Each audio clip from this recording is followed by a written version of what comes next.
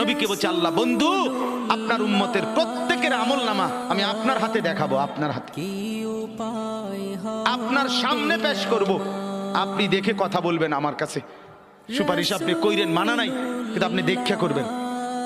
রাসূলুল্লাহ সাল্লাল্লাহু আলাইহি সাল্লাম যদি হাসরের ময়দানে এরকম আমলনামা খুলে উল্টায় আর পৃষ্ঠার পর পৃষ্ঠা দেখে ফজর নাই, জোহর নাই, আসর নাই, মাগরিব নাই, ইশা নাই, শনিবার রবিবার, মদ জুয়া, অবৈধ উপার্জন, গান বাদ্য, নাটক, সিনেমা, জিনা, ব্যভিচার, বেহায়া, বেপর্দা সব উল্টায়, আল্লাহর নবী সাল্লাল্লাহু আলাইহি সাল্লাম তখন বলবে উম্মত কি এটা?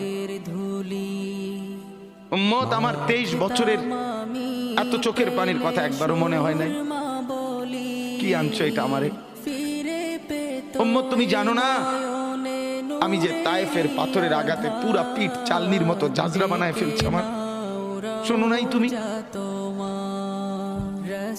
আমারে যে উহুদের ময়দানে দান দান শহীদ করে রক্তাক্ত করছে তুমি শোনো নাই? আমি যে 14 দিন পেটে ক্ষুধার তাড়নায় পাথর বাঁধছিলাম উম্মত তোমার মনে নাই? একবারও শোনো নাই আমার ক্ষুধার কষ্ট, আমার পিঠের ব্যথা, আমার দাঁতের ব্যথা, আমার কাঁধে 2টা কড়া ঢুকে গেছে উম্মত, আমার ঘরে 3 মাস আল্লাহর নবীর স্ত্রী আয়েশা বলছে আল্লাহর কসম উম্মত নবীর স্ত্রী বলছে 3 মাস 3টা সূর্য চাঁদ উঠছে ডুবছে, রাআইনা হিলালান সুম্মা হিলালান সুম্মা হিলালান।